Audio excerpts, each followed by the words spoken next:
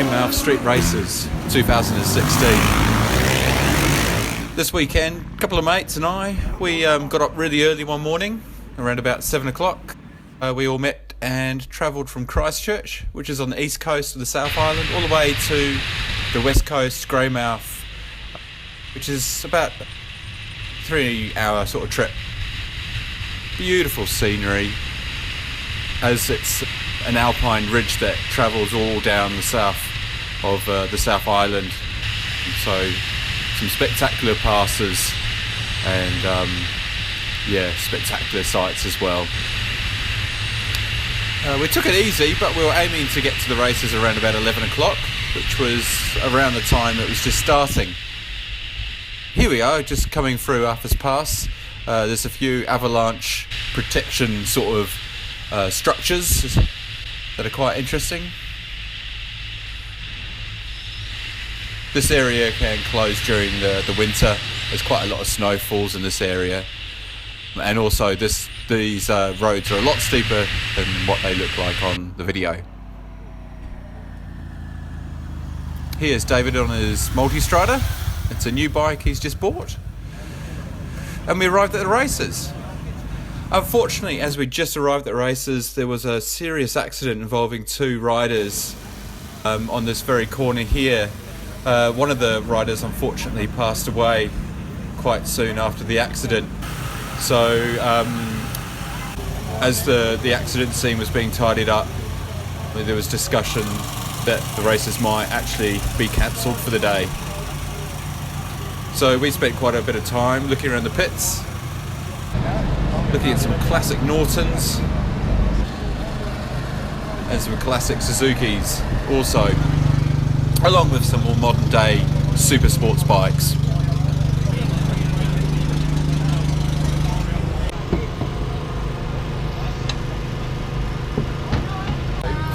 It was around about 3 hours or so till officials were deciding what the outcome for the rest of the day, as quite a lot of people had travelled to this event, and unfortunately this was the first year since the races started in 1989 that there's been a serious casualty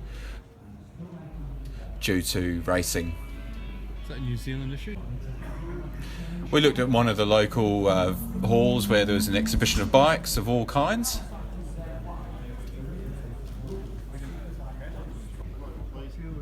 From classic Indian singles that I've never seen before, right through to your Nortons, just Kawasaki scrambler type bikes, and your old monkey sort of small midget bikes as well. If you watch out for my videos, we've got the Smash Palace Classic Motorcycle Show coming up next weekend, which I hope to get some footage of. I've got some videos from previous years. Anyway, the riders all were talking and hearing about the news about their fellow mate, and a decision was made to carry on with the races in respect. So first of all, started with the go-karts.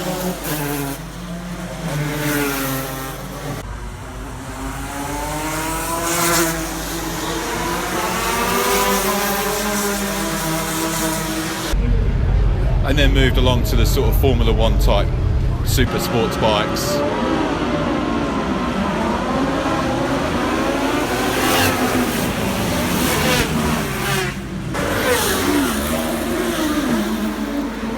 As you can see, it is quite a dangerous race course. Obstacles such as lampposts, pedestrians, as long as they're not crossing, and other obstacles that you find in most towns. Here you can see in the slow motion replay how close riders are actually getting to spectators.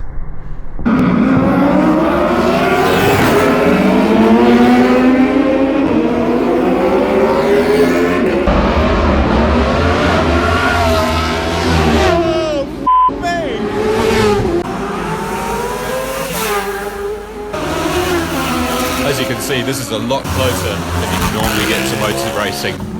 And believe me, you can really feel it, smell it, and breathe it. Here's a weird situation where you can actually go speeding past a police station.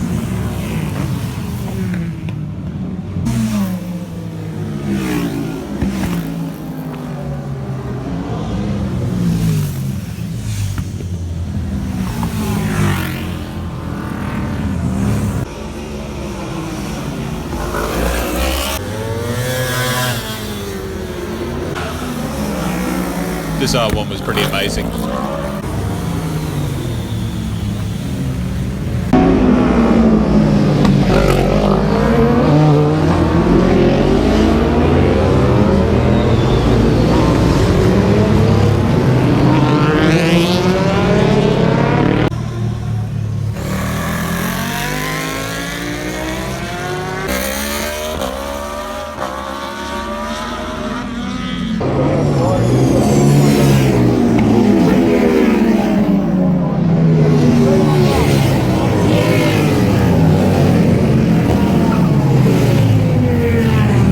One of the leading guys in this race is Lee Munro, who is a relation to Burt Munro, who's very well known in the motorcycle community worldwide. Here's some classics, sort of pre-1962 bikes, I believe. All these bikes couldn't be modified with modern equipment, so a lot of them had drum brakes on front and back to be authentic.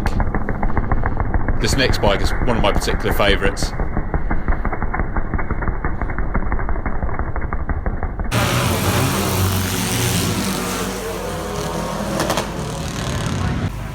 Anyway, onto the Super Motards. This is always entertaining type of format of race, and this course being quite rare, where bikes can actually go off-road as well as on-road, which we'll see shortly.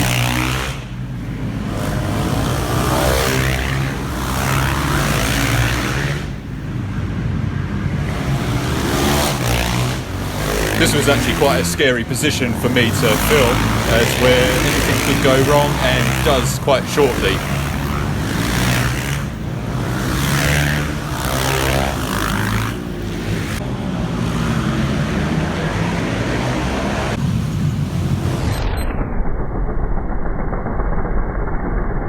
Where one tiny error can cause quite a lot of drama.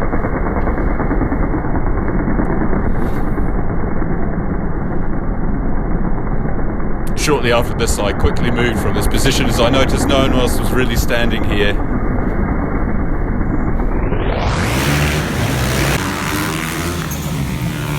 And this is the off-road bit.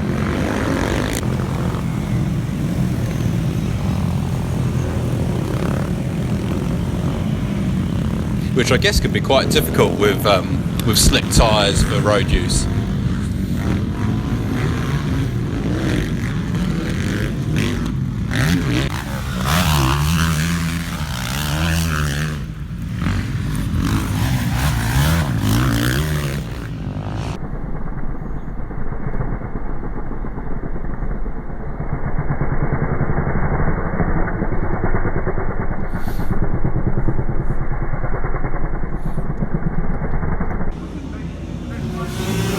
Anyway, a few buckets of racing.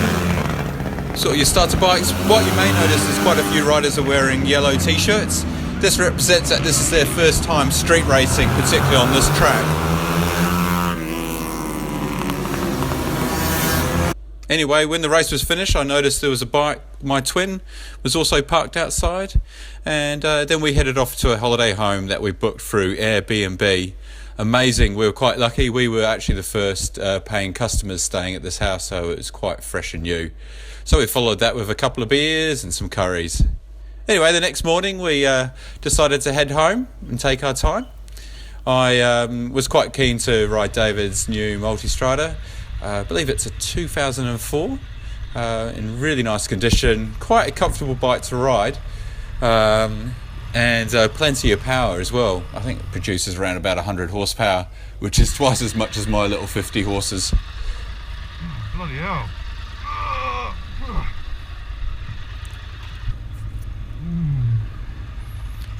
He's got modified exhaust pipe, so certainly sounds a lot better than my silent little bike. As David's riding it here. Here I think I'm following Neil on his Ducati Monster S4. That's another nice bike that I've ridden as well. This is quite an unusual junction. It's a roundabout with a railway crossing right in the middle of it. I don't know how many of these are around the place, but it's the only one I know of. And here we meet up with Robert, who lives on the coast and had a breakfast there, and then he joined us for our journey on the way home. And this is his Ducati Monster 800, I think it is. Anyway, we headed back the long way round. This is rural New Zealand. Plenty of old, rusty old classic cars. Beautiful scenery. And lots of twisties.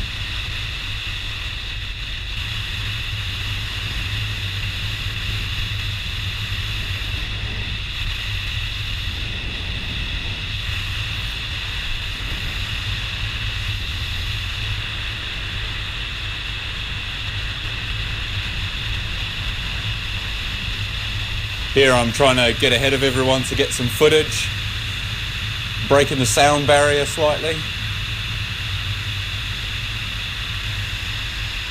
and hopefully got enough time to get my phone camera out and take some money shots.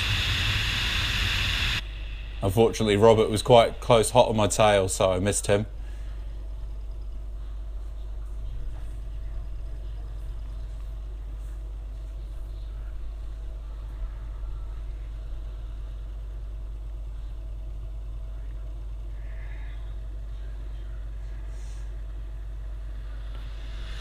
But amazingly, there was quite a few riders who also joined us.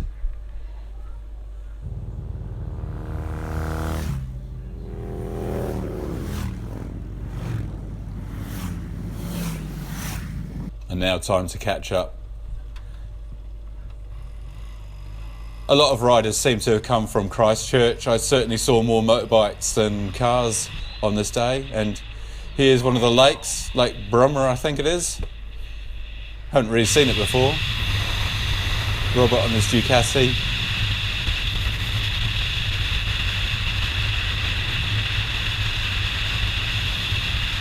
Certainly going to take these back roads again. I haven't actually taken this route before on the bike. I think the last time I was in the car and it was pissing down with rain, so I didn't really see much. So beautiful, lovely low-lying clouds around the hills and mountains.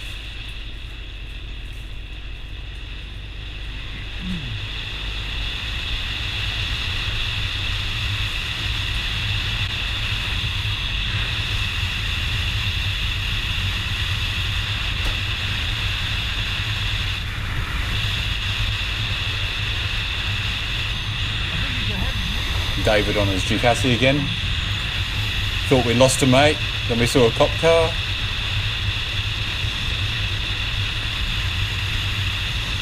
And then we all managed to regroup again. This is heading up towards Arthur's Pass again. Quite a nice bit of twisty road. All along here there's an Alpine fault, which is basically the Pacific plate meets the Australasian plate, which has quite a lot of earthquake activity, but hasn't particularly shaken for a long time, which it's due for a big one. This part of the road is very steep, and quite a lot of cars often have brake failure or buses go flying off the edge.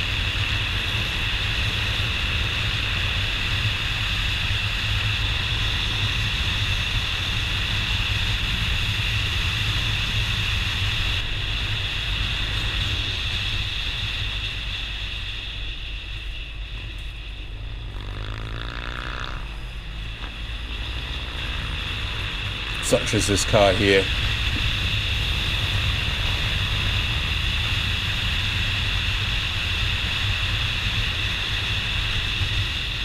I think you might have seen in one of my other videos, you might have seen my bike. I parked here and took some shots and had a couple of Kias, which are mountain parrots, attacked my bike. They seem to like rubbery bits.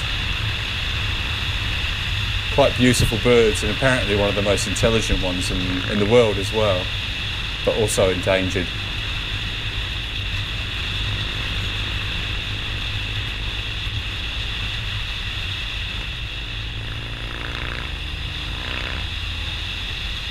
I love the sound of Lee's bike, really envious of that sound. I'd like to do something to my bike to at least it sounding slightly better than it does at the moment.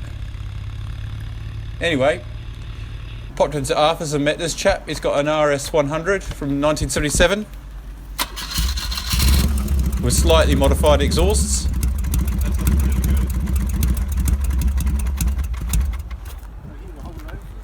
And then we headed back to Christchurch.